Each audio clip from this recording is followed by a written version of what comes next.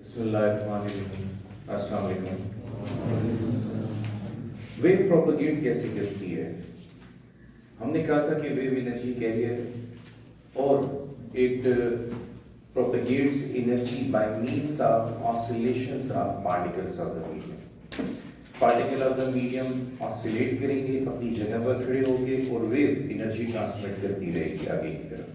तो मैकेनिज्म क्या है, ये कैसे होता है कि एक पार्टिकल से दूसरे पार्टिकल से तीसरे पार्टिकल की तरफ एनर्जी ट्रांसमिट करती जाती है। पार्टिकल अपनी जगह पे ही ऑसिलेटरी मोशन करते हैं और वेव आगे जाती जाती है। ठीक है, तो उसके लिए हमने यहाँ पे कंसिडर कीजिए कुछ पार्टिकल्स बना लेने 0 1 2 3 4 5 6 7 8 9 10।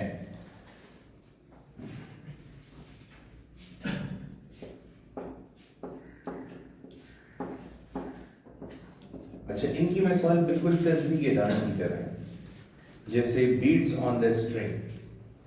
तस्बीह के दाने वो एक ही लड़ी में पिरोए होते हैं, तो आप एक को डिस्टर्ब करेंगे तो दूसरा भी डिस्टर्ब होगा। मतलब ये कनेक्टेड है सारे आपस में, इनके दरमियान एक फोर्स एग्जिस्ट करती है। ठीक है, अब यहां से फर्ज कीजिए एक वेव आ रही है like this is a wave, और ये वेव की डायरेक्शन ऑफ मोशन, वेव आपके राइट की तरफ ट्रेवल कर रही है, तो इस पार्टिकल को डिस्टर्ब करेगी और फर्ज कीजिए कि वो इस पार्टिकल को उठा के एक्सट्रीम पोजीशन पे ले आएंगे। ये पार्टिकल 0 जो है ये इस वक्त एक्सट्रीम पोजीशन पर है, लेकिन क्योंकि ये 1 2 3 वगैरह के साथ कनेक्टेड है तो 1 2 3 भी डिस्टर्ब होंगे, लेकिन सबसे पहले डिस्टर्ब कौन सा पार्टिकल हुआ? 0। उसके बाद ये डिस्टर्बेंस किसको मिलेगी? 1 को भी। फिर 1 किसको डिस्टर्ब करेगा? 2 को भी। फिर 2 किसको डिस्टर्ब कर सकता है? 3 को डिस्टर्ब कर सकता है, लेकिन मिसाल के तौर पे अभी 3 डिस्टर्ब नहीं हुआ। तो अभी क्या सिचुएशन चल रही है कि ये जो पार्टिकल 0 है ये अपने एक्सट्रीम पर पहुंच चुका है। ठीक है, पार्टिकल 2 अपने एक्सट्रीम की तरफ, पार्टिकल 1 एक्सट्रीम की तरफ जा रहा है, पार्टिकल 2 एक्सट्रीम की तरफ जा रहा है, और particle 3 is yet to be disturbed. तो बाकी पार्टिकल 4 5 6 7 8 9 10 ये सारे अपनी मीन पोजीशन पर हैं। ठीक है, अब ये हमारी ऑब्जर्वेशन थी t इक्वल टू 0 पर, ये हमारी ऑब्जर्वेशन है t/4 पर। अब ये पार्टिकल पॉजिटिव एक्सट्रीम पे चला गया, जैसे हम मास स्प्रिंग सिस्टम में देखते थे, अगर पार्टिकल पॉजिटिव एक्सट्रीम पर हो तो उसके बाद वो कहां जाता है? मीन पोजीशन पे वापस चला जाता है। किसकी वजह से? रिस्टोरिंग फोर्स की वजह से, क्योंकि वहां पे इलास्टिसिटी थी, तो मीडियम इलास्टिक था, रीस्टोरिंग फोर्स जो है उसको वापस ले गई थी। इसी तरह यहां पर भी मीडियम इलास्टिक है, रीस्टोरिंग फोर्स उसको मीन पोजीशन की तरफ वापस लेके जाएगी। तो t इक्वल टू t/2 पे, यानी t equal to t/2 half of time period पर ये वापस अपनी मीन पोजीशन पे आ चुका होगा। तो ये पार्टिकल 0 मीन पर होगा, लेकिन क्या पार्टिकल 1 भी मीन पे होगा? नहीं, वो अब पीछे रह जाएगा। 1 2 और उस वक्त 3 कहां पर होगा? एक्सट्रीम पर होगा। तो अब अगर इनकी प्रोफाइल चेक करें तो ये जो पार्टिकल 0 है ये नेगेटिव एक्सट्रीम की तरफ जा रहा है। ठीक है, पार्टिकल 1 उसको फॉलो कर रहा है, पार्टिकल 2 भी उसको फॉलो कर रहा है, और पार्टिकल 3 अब कहां तक पहुंच चुका है? अपने पॉजिटिव एक्सट्रीम तक पहुंच चुका है। लेकिन 3 ने फर्दर 4 5 6 इनको डिस्टर्ब कर दिया होगा ना, तो 4 भी डिस्टर्ब हो गया। ठीक है, 5 भी डिस्टर्ब हो गया, लेकिन फर्ज कीजिए कि 6 तक अभी डिस्टर्बेंस नहीं पहुंची। तो आप क्या ऑब्जर्व कर रहे हैं कि अभी 4 भी ऊपर जाएगा, 5 भी ऊपर जाएगा, and 6 is yet to be disturb. 6 अपनी मीन पोजीशन पर है। ठीक है,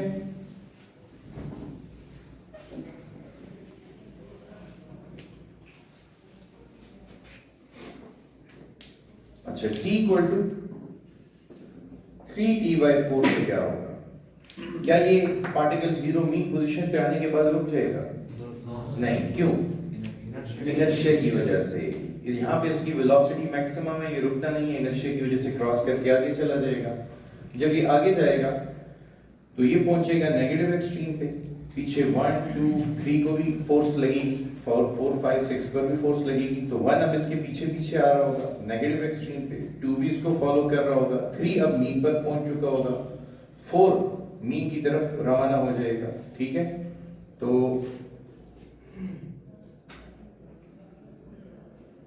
5 भी इसी तरह, और 6 एक्सट्रीम पर पहुंच चुका होगा, लेकिन 6 ने 7 और 8 को डिस्टर्ब कर दिया होगा, 9 अभी अपनी पोजीशन पे मौजूद है।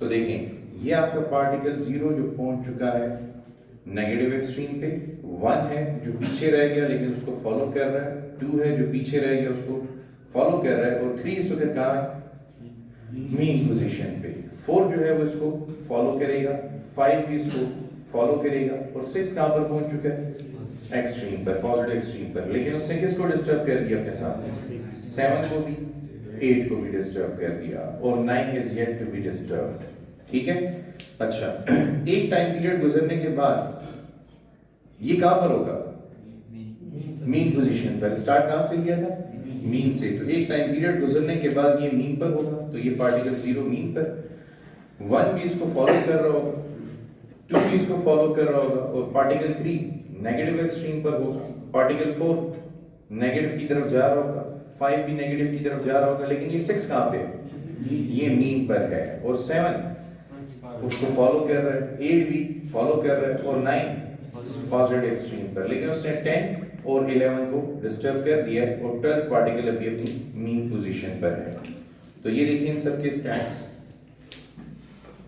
फाइनली ये 0 पार्टिकल 1 जा रहा है मीन की तरफ, पार्टिकल 2 भी जा रहा है मीन की तरफ, पार्टिकल 3 भी जाएगा, वो पहुंच चुके हैं नेगेटिव एक्सट्रीम पे, लेकिन लेटर ऑन जाएगा मीन की तरफ, और उससे 4 को भी और 5 को भी डिस्टर्ब किया है, वो भी अभी मीन की तरफ जाएंगे, 6 की भी यही डायरेक्शन ऑफ मोशन है, 7 ने भी इधर ही जाना है, 8 ने भी इधर ही जाना है, लेकिन 9 इस वक्त पॉजिटिव एक्सट्रीम पर है, और उससे 10 और 11 को डिस्टर्ब किया हुआ है।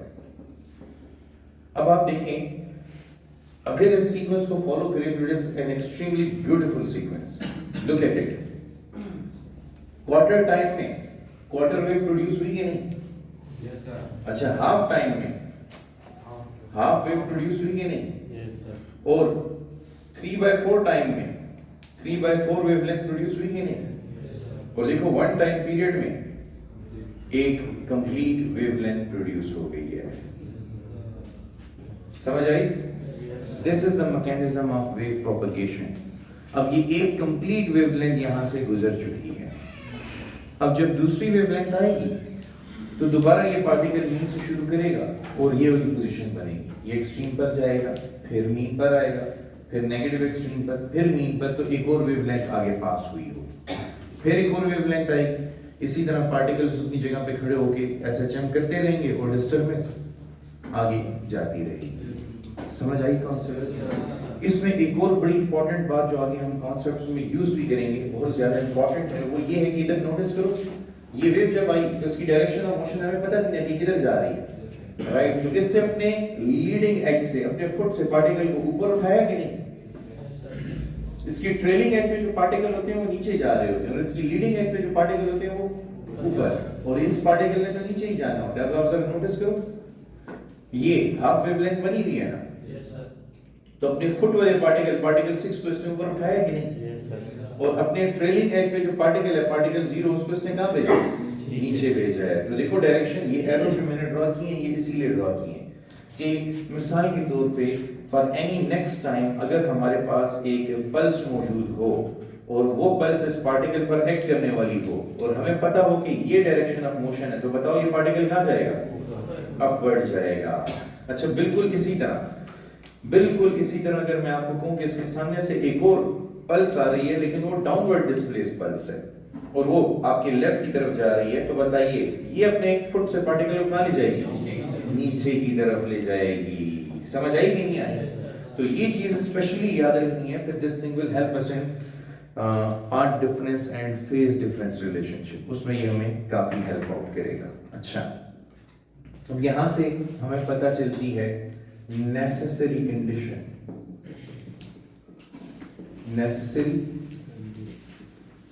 condition for propagation of waves. Waves की प्रोपगेशन के लिए नेसेसरी कंडीशन क्या होगी?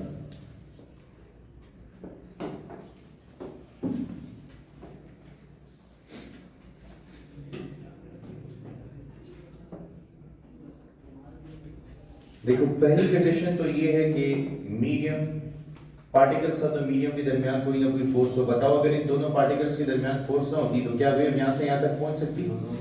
नहीं। तो देयर must be force या forces among particles of the medium.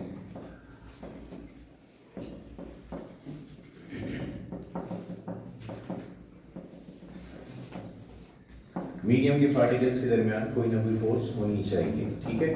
वो फोर्स इंटरमॉलिक्यूलर फोर्स भी हो सकती है, वो फोर्स ऑफ फ्रिक्शन भी हो सकती है, बस कुछ हो कि ये एक दूसरे को डिस्टर्ब कर सकें। अच्छा, डिस्टर्ब तो कर दिया, लेकिन अगर ये सारे पार्टिकल डिस्टर्ब होके कहीं और चले जाते तो क्या दूसरी वेव की प्रोपगेशन के लिए कोई पार्टिकल मौजूद होता? नहीं। तो फिर क्या होना चाहिए कि ये जो मीडियम है ये इलास्टिक होना चाहिए, ताकि वेव के गुजर जाने के बाद, ये देखो एक वेवलेंथ गुजर गई है, ये पार्टिकल मीन पर था, यहां से स्टार्ट हुआ था, वेव नहीं आई थी, ये मीन पे था, वेव के गुजर जाने के बाद भी ये कहां आ गया? मीन पर आ गया है। तो वेव के गुजर जाने के बाद पार्टिकल्स वहीं आ जाने चाहिए जहां पे वो पहले से थे। तो मीडियम शुड बी इलास्टिक।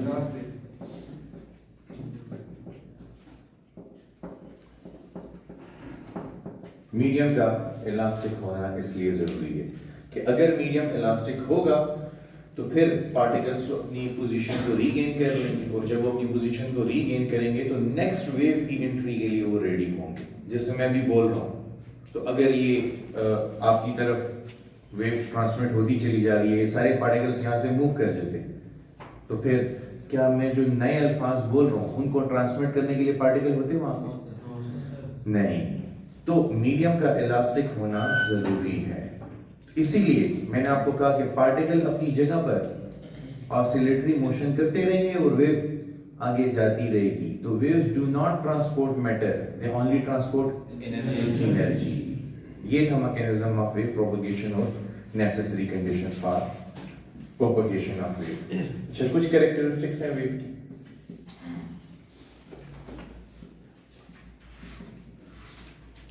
उनको डिस्कस कर लेते हैं।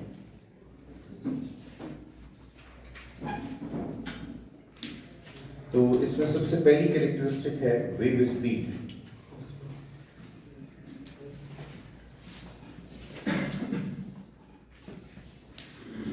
What is wave speed? Speed को हम डिफाइन करते हैं, speed is the distance covered per unit time. तो wave speed is the distance covered by wave per unit time. आप ये देखो ना, ये एक वेवलेंथ किसी एक डिस्टेंस में लोकेटेड है, स्पेस में किसी एक पोजीशन पे दो पॉइंट्स के दरमियान, दो पॉइंट्स के दरमियान किसी एक स्पेस में मौजूद है। तो वेव जब ट्रेवल करती है तो वो कुछ डिस्टेंस भी कवर करती है, वो डिस्टेंस कवर करती है, तो फिर हम वेव स्पीड भी डिफाइन करेंगे। अब वेव स्पीड जब हम डिफाइन करेंगे तो हमारे पास यहाँ पे तीन सिचुएशंस हैं। एक तो इलेक्ट्रोमैग्नेटिक वेव्स के लिए, for electromagnetic waves wave speed क्या होगी?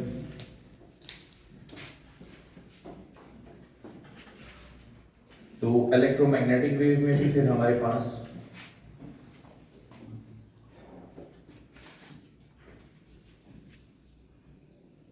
ये केसेस में यहीं पे ड्रॉप कर देता हूं। इलेक्ट्रोमैग्नेटिक वेव्स में भी हमारे पास दो केसेस हैं, एक है वैक्यूम और एक है मीडियम।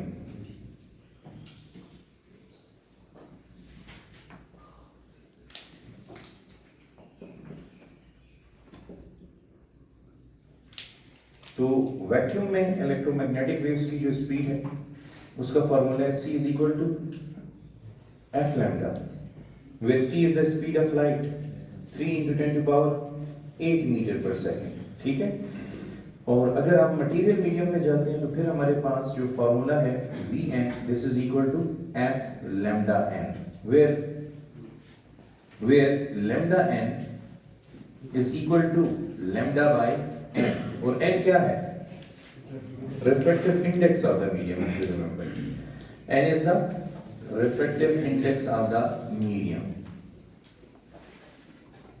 अच्छा, अब देखो वैक्यूम में तमाम इलेक्ट्रोमैग्नेटिक वेव्स की कौन सी खुसूसियत सेम होती है? स्पीड। जितनी भी इलेक्ट्रोमैग्नेटिक वेव्स हैं they travel with 3 into 10 to power 8 metre पर सेकेंड। तो इलेक्ट्रोमैग्नेटिक वेव्स में सबसे हाई फ्रीक्वेंसी किसकी है? गैमा की, और उसकी वेवलेंथ सबसे कम, लेकिन प्रोडक्ट रिमेंस कांस्टेंट। और सबसे ज्यादा वेवलेंथ किसकी है? रेडियो वेव्स की। रेडियो वेव्स की वेवलेंथ सबसे ज्यादा और उसकी फ्रीक्वेंसी सबसे, लेकिन प्रोडक्ट रिमेंस। तो अगर आप इलेक्ट्रोमैग्नेटिक वेव्स को सुने, गैमा, एक्सरे, अल्ट्रावायलेट, विजिबल और इंफ्रारेड, फिर माइक्रो, फिर रेडियो, ये 7 इलेक्ट्रोमैग्नेटिक वेव्स हैं, 7 कैटेगरीज की। इन सब में फर्क किस चीज का है? फ्रीक्वेंसी और वेवलेंथ का फर्क है। किसी की फ्रीक्वेंसी ज्यादा है तो उसकी वेवलेंथ, किसी की वेवलेंथ ज्यादा है तो उसकी फ्रीक्वेंसी, लेकिन प्रोडक्ट क्या रहता है? कांस्टेंट। तो अगर आपसे सवाल पूछा जाए कि इलेक्ट्रोमैग्नेटिक वेव की कौन सी खुसूसियत है जो वैक्यूम में भी सेम रहती है, तो वो क्या है? स्पीड। उनकी फ्रीक्वेंसी और वेवलेंथ वैक्यूम में डिफरेंट होगी लेकिन स्पीड सेम होगी। अब एक और खूबसूरत बात यह है इलेक्ट्रोमैग्नेटिक वेव्स के बारे में कि इलेक्ट्रोमैग्नेटिक वेव्स जब किसी मीडियम में आती हैं तो स्लो डाउन हो जाती हैं, उनकी स्पीड कम हो जाती है। जैसे वो वैक्यूम से एयर या ग्लास में चली जाए, एयर में तो वैक्यूम और एयर में तो हम स्पीड सेम ही लेते हैं। अगर वो ग्लास में चली जाए, वाटर में चली जाए तो उनकी स्पीड कम हो जाएगी। तो इलेक्ट्रोमैग्नेटिक वेव का जो टेस्ट है, उसको रिकॉग्नाइज करने का जो टेस्ट है कि आपको कहेगा एक वेव है वो पानी में जाने के बाद स्पीड अप हो गई और एक वेव है वो पानी में जाने के बाद स्लो डाउन हो गई, तो इनमें से कौन सी वेव इलेक्ट्रोमैग्नेटिक वेव है? जो स्लो डाउन हो गई। समझ आई? एक बात बताओ, क्राउडेड एरिया में मैं तेजी से वॉक कर सकता हूँ या अनक्राउडेड एरिया में? अनक्राउडेड एरिया में। तो इलेक्ट्रोमैग्नेटिक वेव्स अनक्राउडेड एरिया में बहुत तेजी से ट्रेवल करती हैं। जब वो किसी क्राउडेड एरिया में जाती हैं तो उनकी वेवलेंथ कम हो जाती है। ठीक है, अब वेवलेंथ को जरा नोटिस करो ना, टाइम तो सेम रहेगा। मैं आपको एक इधर डायग्रामेटिकल डिस्क्रिप्शन देता हूं कि एक वेव 1 सेकंड में एक वेवलेंथ के बराबर डिस्टेंस कवर करती है, ये ग्रीन कलर की, और ये रेड कलर की वेव भी 1 सेकंड में एक वेवलेंथ के बराबर डिस्टेंस कवर करती है। बताओ स्पीड किसकी ज्यादा है? नहीं, ये इलेक्ट्रोमैग्नेटिक वेव नहीं है। आप पहले यहाँ पे देखो, ये मीडियम की बात हो रही है, किसी मीडियम यानी वाटर के अंदर ग्रीन कलर की वेव ने 1 सेकंड में एक वेवलेंथ के बराबर डिस्टेंस कवर किया और रेड कलर की वेव ने भी। या ये समझो ये कोई मैकेनिकल वेव है, 2 डिफरेंट मैकेनिकल वेव्स हैं। अब देखो ये 1 सेकंड में ज्यादा डिस्टेंस कवर कर रही है और ये 1 सेकंड में कम, तो स्पीड किसकी ज्यादा होगी? रेड की ज्यादा होगी। इसको जनरली कोई वेव कंसीडर करो ना, जरूरी नहीं है कि हम सारे डिस्कशन अभी इलेक्ट्रोमैग्नेटिक पे ही करें। हम इस वक्त ये कॉन्सेप्ट एस्टेब्लिश कर रहे हैं कि वेव की स्पीड डिपेंड करती है उसकी वेवलेंथ पे, और वेव की वेवलेंथ बेसिकली उसका कदम है, उसका फुट स्टेप है। इधर देखो, मैं I am a big grown up man, तो मैं बड़े बड़े कदम लूंगा, ठीक है, तो मेरी स्पीड ज्यादा होगी। उसी निस्बत मेरे साथ मेरा छोटा बेटा हो, छोटे छोटे कदम है उसके, तो उसकी स्पीड कम होगी। सेम टाइम में अगर मैं एक स्टेप लूं और वो भी एक स्टेप ले तो उसका स्टेप छोटा है, मेरा स्टेप तो मेरी स्पीड ज्यादा। लेकिन अगर मैं क्राउड में चला जाऊं तो क्या होगा? मेरे स्टेप्स श्रिंक हो जाएंगे, तो फिर मेरी स्पीड भी कम हो जाएगी। तो इलेक्ट्रोमैग्नेटिक वेव्स भी जब डेंसर मीडिया में जाती हैं तो क्या होता है? उनकी वेवलेंथ कम हो जाती है। वेवलेंथ कम होने की वजह से उनकी स्पीड भी कम हो जाती है। तो जो स्पीड कम होती है उसका फॉर्मूला यहाँ पे लिखा है, इधर देखो, ये स्पीड कब हुई, Vn is equal to f lambda n. इधर एक बड़ी खूबसूरत बात देखो ना, फ्रीक्वेंसी कांस्टेंट रही है। वो एक सेकंड में अगर एक साइकिल पहले कवर करती थी तो अब भी एक सेकंड में एक ही साइकिल कवर करेगी। Frequency is the number of cycles or number of waves per unit time. तो पर यूनिट टाइम तो उससे पहले भी एक साइकिल कवर किया, अब भी एक साइकिल कवर किया, लेकिन वेवलेंथ कम हुई है। तो वेवलेंथ कम होने की वजह से स्पीड भी कम हुई। तो मैंने यहाँ पे ये चीज मेंशन की, Vn is equal to f lambda by n, और वो वेवलेंथ कितनी कम हुई, n times, where n is the refractive index of the medium। जिस मीडियम का refractive index ज्यादा होगा वहां पर वेवलेंथ भी ज्यादा डिक्रीज होगी। ये नहीं, एक बात सोचो ना, मैं जितने बड़े क्राउड में होऊंगा उतनी मेरी स्पीड कम होगी क्योंकि मेरा कदम छोटा होगा। मैं जितने छोटे क्राउड में होऊंगा उतना मेरा कदम स्पीड, और अगर कोई है ही नहीं तो फिर तो मैं मैक्सिमम स्पीड के साथ जाऊंगा क्योंकि मुझे कोई रोकने वाला नहीं है, बड़े बड़े कदम लेके ट्रैवल कर सकता हूं। अच्छा ये बताओ कौन सी कैरेक्टरिस्टिक वेव की कांस्टेंट रही है जब वो एक मीडियम से दूसरे मीडियम में गई है? इधर देखो, फ्रीक्वेंसी रिमेन्स कांस्टेंट। यहां से भी पता चल सकता है, मैथमेटिकल प्रूफ भी देता हूं, frequency is equal to Vn by lambda N. Wavelength कम हुई तो स्पीड भी, वेवलेंथ ज्यादा हुई तो स्पीड भी, but the ratio remains constant. तो वेव की वो कैरेक्टरिस्टिक जो एक मीडियम से दूसरे मीडियम में जाते हुए सेम रहती है, वो क्या है, फ्रीक्वेंसी है। लेकिन क्या क्या इफेक्ट होता है, हाँ, वेवलेंथ और स्पीड। पहले कौन इफेक्ट होता है, वेवलेंथ, और वो जाके किसको इफेक्ट करती है, स्पीड को इफेक्ट करती है। अच्छा अब ये देखो, ये एफ लैम्डा किसके बराबर है, सी के। तो अब आपको ये भी पता चल जाएगा यहां से कि Vn is equal to C by n, और अगर आप इस n को वहां पे शिफ्ट कर दें तो आपको पता चलेगा n is equal to C by Vn। कुछ याद आया? रिफ्रैक्टिव इंडेक्स की डेफिनेशन आ गई है आपके पास। रिफ्रैक्टिव इंडेक्स की डेफिनेशन थी, it is the ratio of speed of light in vacuum to speed of light in material medium. समझ आ गई? अच्छा इस एक्सप्रेशन से क्या पता चल रहा है कि स्पीड भी उतने ही टाइम कम होगी जितना मीडियम का रिफ्रैक्टिव इंडेक्स होगा। Is it clear? तो ये आपकी डिस्क्रिप्शन हो गई इलेक्ट्रोमैग्नेटिक वेव्स के लिए। तो इलेक्ट्रोमैग्नेटिक वेव्स के लिए इंपॉर्टेंट नोट क्या है, speed of all electromagnetic waves in vacuum remains the same and constant। Same भी है और कांस्टेंट भी है, ठीक है। फिर speed of all electromagnetic waves decrease in any material medium. किसी भी मटेरियल मीडियम में आने के बाद इलेक्ट्रोमैग्नेटिक वेव्स की स्पीड डिक्रीज होगी, which is given by formula Vn is equal to C by n, ठीक है। फिर इसी तरह wavelength lambda of all electromagnetic wave decrease in any material medium given by formula lambda n is equal to lambda by n। And finally, which characteristic, the frequency being equal to C by lambda या Vn by lambda n remains constant when an electromagnetic wave moves from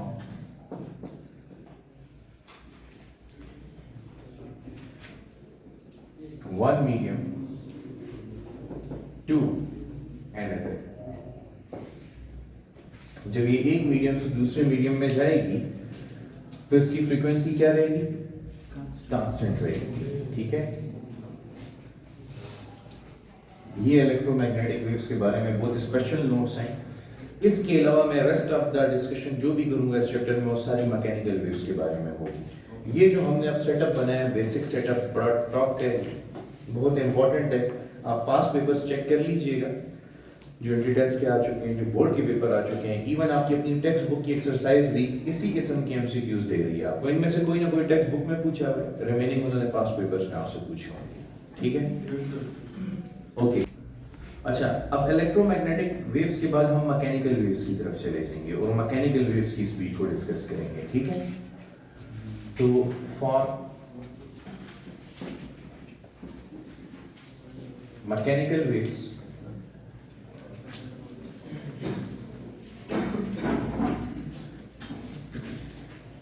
तो mechanical waves में हम दो situations discuss करेंगे, वो है transverse waves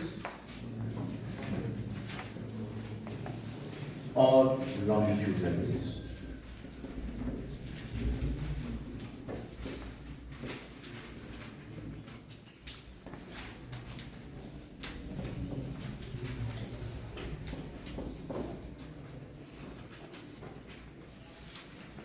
अच्छा, आप एक बात नोटिस करें, मैंने इलेक्ट्रोमैग्नेटिक वेव्स में ट्रांसवर्स और लॉन्गिट्यूडनल का सेक्शन नहीं बनाया। क्यों?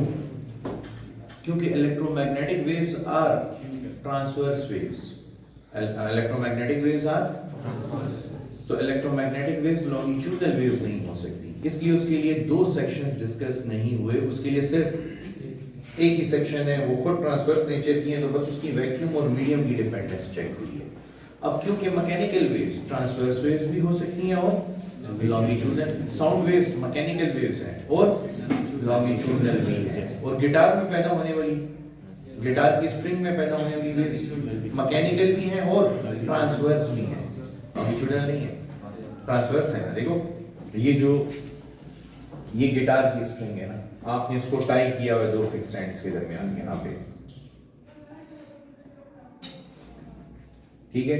अब यहाँ पे जो वेव्स पैदा हो रही हैं, पहले अपने लिए यहाँ पे ऐसे पॉइंट्स बना लिया करो ताकि आपको अंदाजा हो। ये जो वेव पैदा हुई है, अब ये क्योंकि मीडियम में पैदा हुई है, तो ये एक मैकेनिकल वेव है, और वेव या लेफ्ट की तरफ जाएगी या राइट की तरफ जाएगी, तो particle of the medium wave की प्रोपगेशन के परपेंडिकुलर ऑसिलेट कर रहे हैं, तो ये ट्रांसवर्स है। साउंड वेव्स जो एयर में पैदा होती हैं, they are longitudinal in nature, they are in the form of compressions and rarefactions.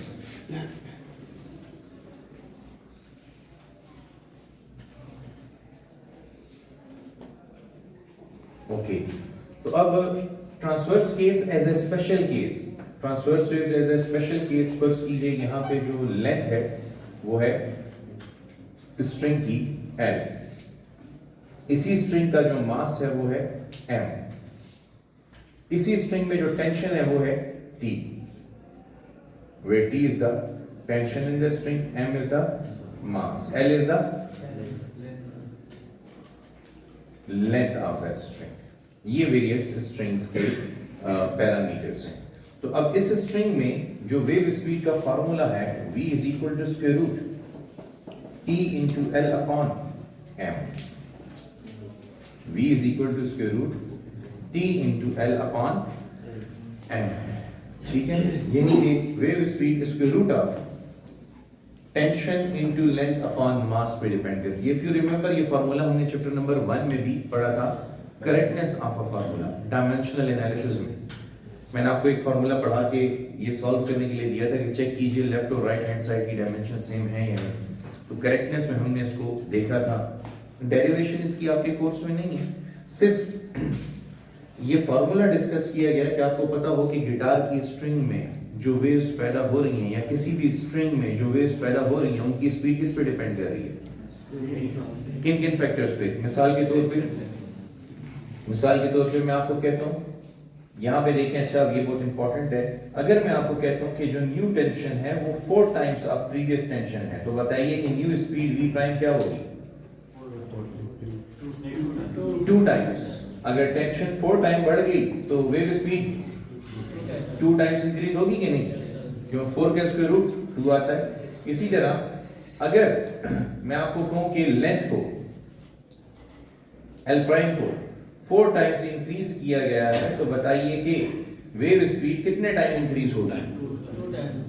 वो भी 2 टाइम इंक्रीज होगी, ठीक है? ये आप लोगों ने बिल्कुल गलत दिया जवाब।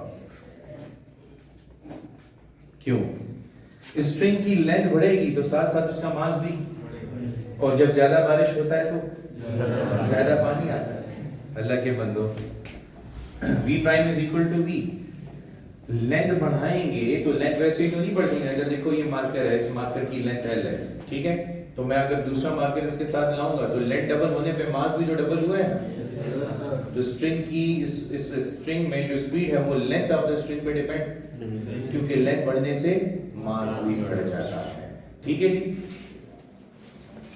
और फिर हाँ, अगर मैं अब आपको ये कहूं कि मैंने मास को 4 टाइम्स इंक्रीज किया keeping the length constant, length constant रखते हुए, तो फिर वेव स्पीड के साथ क्या होगा? वेव स्पीड हाफ हो जाएगी। अब ये कैसे हुआ इधर देखो, क्योंकि आप लोग कहेंगे कि सर जब आप मास को डबल करेंगे तो लेंथ डबल करेंगे तो मास डबल होगा। मैं कहूंगा नहीं, मैं लेंथ को कांस्टेंट रखते हुए मास डबल करूंगा। ये देखो लेंथ सेम है लेकिन मास डबल हुआ। ये कैसे? थिन रोप और थिक रोप, थिन रोप और थिक रोप। एक रोप है, एक स्ट्रिंग है जो थ्रेड होती है, धागे की नलकी पर जो धागा होता है वो बहुत थिन होती है, और एक कपड़े डालने की रस्सी कितनी थिक होती है। एक स्ट्रिंग ऑफ द गिटार है वो थिन है, लेकिन टोइंग रोप्स जो होती हैं वो कितनी थिक होती हैं। तो मैं यहाँ पे थिकनेस इंक्रीज करके मास बढ़ा रहा हूँ, लेंथ इंक्रीज करके नहीं बढ़ा रहा। तो ऐसी सूरत में स्पीड क्या हो जाएगी? हाफ हो जाएगी कि नहीं? अच्छा ये बताइए, क्या इस एक्सप्रेशन से आपको ये अंदाजा हो सकता है कि wave speed density of the rope पे या रेडियस ऑफ द रोप पे डिपेंड करती है? इस एक्सप्रेशन से तो अंदाजा नहीं हो रहा, लेकिन थ्योरेटिकली हमें अंदाजा हो रहा है। ये देखो यहाँ पे डेंसिटी बढ़ी थी कि नहीं? रेडियस बढ़ा था कि नहीं बढ़ा? तो रोप का रेडियस बढ़ने से, रोप का एरिया बढ़ने से, रोप की डेंसिटी बढ़ने से वेव स्पीड चेंज होती है, इफेक्ट होती है। तो हमें फिर कौन कौन से रिलेशन चाहिए? एरिया के साथ, डेंसिटी के साथ, रेडियस के साथ। ठीक है, उसका एनालिसिस करते हैं। अच्छा इसकी पिक्चर ली है आपने। सो अब हमें ये चेक करना है कि वेव स्पीड इस एक्सप्रेशन के मुताबिक तो नजर नहीं आ रहा, लेकिन ये अंदाजा होता है कि एरिया ऑफ द रोप पे भी डिपेंड कर सकती है, डेंसिटी पर भी। और एरिया का क्या फार्मूला है रोप के लिए? पाई आर स्क्वायर, क्योंकि ये रस्सी जो होती है इसी शेप में, सिलेंड्रिकल शेप में होती है, और एरिया ऑफ सिलेंडर का फार्मूला पाई आर स्क्वायर है। तो फिर वो आर पे भी डिपेंड कर सकती है। तो ये पैरामीटर्स हम यहाँ पे वेरीफाई कर देते हैं। कैसे? देखिए डेंसिटी की डेफिनेशन है मास पर यूनिट वॉल्यूम। तो फिर बताइए कि मास किसके बराबर होगा? डेंसिटी टाइम्स वॉल्यूम के। ओके, अब आप ऐसा करें कि इस वैल्यू को सब्स्टिट्यूट करें उस स्पीड की इक्वेशन में। v is equal to square root t into L upon मास की जगह क्या आ जाएगा? डेंसिटी टाइम्स वॉल्यूम आ जाएगा। अच्छा वॉल्यूम का फार्मूला हमें पता है, volume is equal to area into length. अच्छा स्पीड का जो v होता है वो स्मॉल होता है और वॉल्यूम का v कैपिटल होता है, तो इसलिए इन दोनों में डिफरेंशिएट कर सकेंगे आप। अब अगर मैं ये वैल्यू सब्स्टिट्यूट करूं स्पीड की इक्वेशन में, तो v is equal to square root t into L upon, ये a L की जगह कैपिटल ले लेते हैं रो, और वो इस वॉल्यूम की जगह एरिया इनटू लेंथ। अब बताएं क्या ख्याल है? लेंथ कैंसिल हो गई ना? और हम आप ये मेंशन भी कर रहे थे कि लेंथ पे डिपेंड नहीं करेगी स्पीड। अच्छा अब बच गया वेव स्पीड का फार्मूला, जिसमें हमें नजर आ रहा है t divided by rho into a। हमने मेंशन किया था कि ये स्पीड एरिया और डेंसिटी पे भी डिपेंड करती है। अब देख लेना, थिक रोप में वेव स्पीड ज्यादा होगी या थिन रोप में? थिन रोप में। अगर दोनों में टेंशन सेम हो, दोनों में टेंशन, जो थिक रोप होगी, थिक रोप उसका इनर्शिया ज्यादा होगा, तो उसमें वेव मुश्किल से ट्रेवल करेगी। जो थिन रोप होगी उसका इनर्शिया, तो उसमें तेजी से ट्रेवल कर पाएगी, प्रोवाइडेड कि क्या सेम रखा जाए, टेंशन और लेंथ दोनों की सेम हो। फिर ये डिस्कशन हम कर रहे हैं, ठीक है ना? अच्छा फर्दर अगर मैं एरिया की वैल्यू पुट कर दूं, this area A is equal to pi R square to V is equal to square root t divided by rho into pi R square, ये r बाहर निकल जाएगा, तो V is equal to 1 upon r square root t divided by pi rho. तो this is the expression for wave speed in terms of radius of the rho. इससे क्या पता चला कि रेडियस को डबल करने से wave speed 4 time r prime अगर 2r हो जाए तो वेव स्पीड क्या होगी? कैसे 4 टाइम? रेडियस तो वायर है, हाफ हो जाएगी। क्या हो गया? अगर रेडियस डबल हुआ तो वेव स्पीड हाफ हो जाएगी। अच्छा, ये कैलकुलेशंस हमारी transverse waves in stretch string के लिए, इसके ऊपर हमारा एक बहुत अच्छा खासा सेक्शन चैप्टर में आगे मौजूद है। ये फार्मूला बहुत दफा यूज होगा, इसलिए मैंने इसका काफी इन डेप्थ एनालिसिस किया है कि आपको ये चीजें क्लियर हैं। अब डिस्कस करें अगर आप लॉन्गिट्यूडनल वेव्स को, तो लॉन्गिट्यूडनल वेव्स की स्पीड का फार्मूला है square root E by rho। This is the formula for wave speed of longitudinal wave, जिसमें E क्या है? E elastic modulus है मीडियम का, it is the elastic modulus of medium, और rho क्या है? It is the density of medium। तो longitudinal waves की स्पीड मीडियम के इलास्टिक मॉडुलस और मीडियम की डेंसिटी पे डिपेंड करती है। इलास्टिक मॉडुलस को आपने डिफाइन किया हुआ है ना, elastic modulus is the ratio of stress by strain.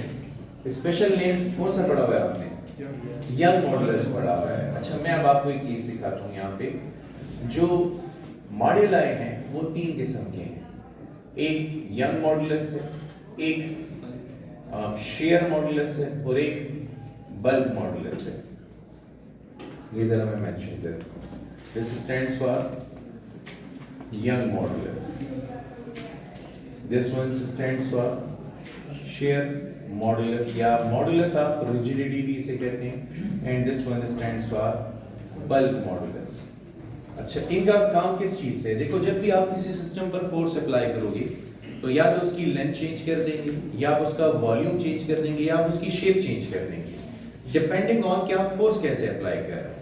मिसाल के तौर पर देखो, ये एक सिलेंडर है, तो मैं इसके फेस के ऊपर फोर्स अप्लाई करता हूँ, ये सिलेंड्रिकल शेप में, तो ये यूं कंप्रेस हो जाएगा कि नहीं? लेकिन क्या शेप में कोई ज्यादा तब्दीली आएगी? नहीं, कंप्रेस होगा, इसका एरिया और रेडियस ज्यादा हो जाएगा, लेकिन शेप चेंज नहीं होगी। तो ये मॉडुलस किस चीज के साथ डील कर रहा है? लेंथ के साथ। इसकी लेंथ कम भी हो सकती है और ज्यादा भी हो सकती है। तो लेंथ के साथ डील करने वाला मॉडुलस कौन सा है? यंग मॉडुलस है। ये चेंज इन लेंथ के साथ डील करता है, तो हम इसको young modulus. Change in shape के साथ डील करने वाला, चेंज इन शेप के साथ, चेंज इन शेप। तो जरा ये कॉपी,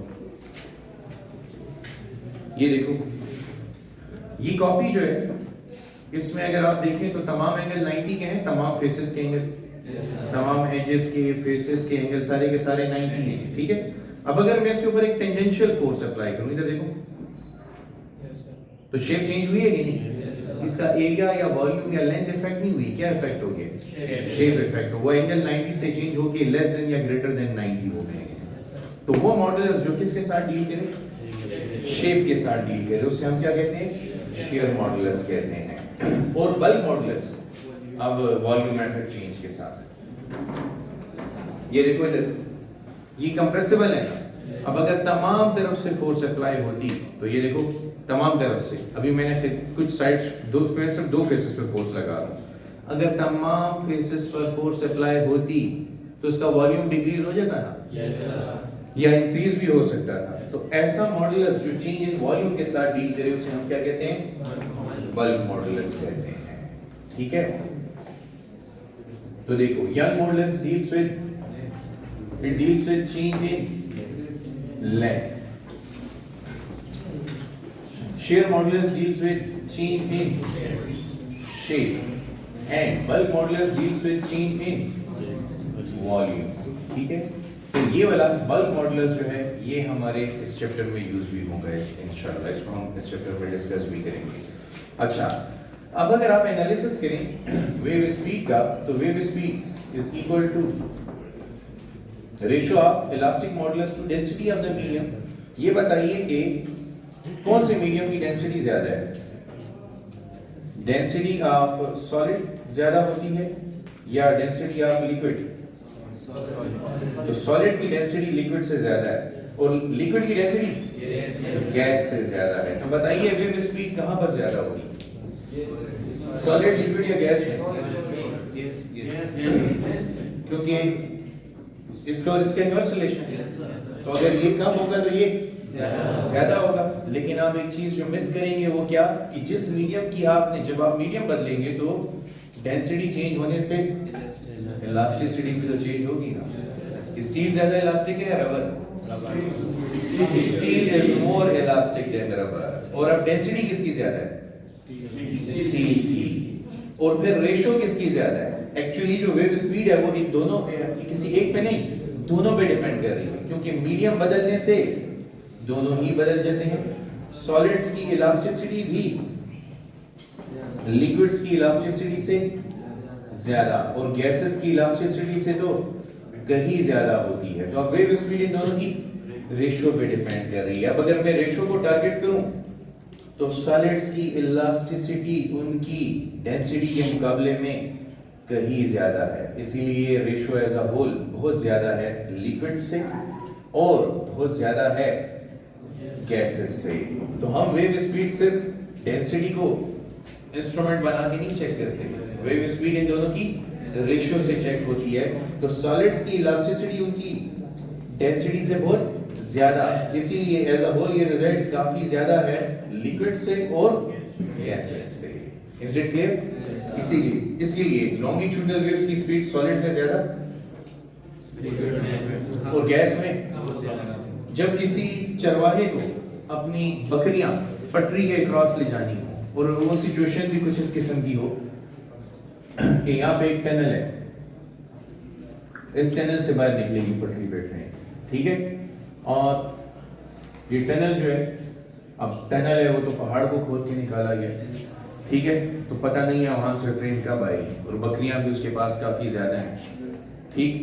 तो वो ये ना उसको ट्रेन नजर आ रही है और ना ट्रेन की आवाज आ रही है, तो उसको क्या करना चाहिए? Exactly, वो पटरी पे कान लगाएगा, तो वो ट्रेन की जो वाइब्रेशंस हैं वो पटरी में क्विकली से ट्रेवल करेंगी, क्योंकि वो पटरी, रेल की पटरी, दैट इज सॉलिड, और सॉलिड में स्पीड मैकेनिकल वेव्स की ज्यादा होती है। समझ आई कि नहीं आई? अच्छा, एक और डेमोन्स्ट्रेशन भी है, इधर आओ जरा, आप तीनों इधर आ जाओ, कंधे से कंधा लगा के खड़े हो जाओ, बिल्कुल, ठीक है। ये सॉलिड्स है, ये सॉलिड है ना, देखो डिस्टर्बेंस बहुत क्विकली ट्रेवल करेगी अगर मैं इनको धक्का दूं तो, ऐसा होगा ना, लेकिन थोड़ा गैप क्रिएट करो। अब देखो, अच्छा ये इसको धक्का देगा, फिर वो उसको धक्का देगा और किसी ने उसको भी धक्का लग जाएगा। और अगर ये गैस के मॉलिक्यूल हो तो फिर डिस्टर्बेंस बहुत आराम से ट्रेवल करेगी। समझ आई कि नहीं आई? तो ये गैस के मॉलिक्यूल्स से स्पीड कम हुई क्योंकि इन मॉलिक्यूल्स में डिस्टेंस बहुत ज्यादा है, तो डिस्टर्बेंस इजीली ट्रेवल नहीं कर सकती। Is it clear? Thank you. कैमरे में आने का बड़ा शौक है, बैठ। Thank you for today.